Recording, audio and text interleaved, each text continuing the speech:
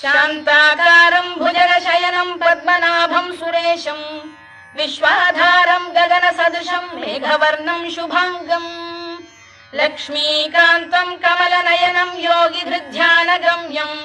वन्दे विष्णुं भवभयहरं सर्वलोकैकनाथं मेघश्यामं पीतकौशेयवासं श्रीवत्साङ्कं कौस्तुभोद्भासिताङ्गं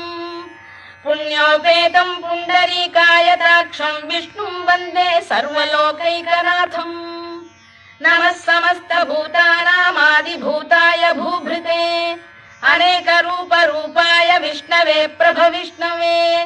सशङ्खचक्रं सकिरीटकुण्डलं सपीतवस्त्रं सरसीरुहेक्षणं सहारवक्षस्थलशोभिकौस्तुभं नमामि विष्णुं शिरसा चतुर्भुजम् छायायां पारिजातस्य हेमसिंहासनोपरि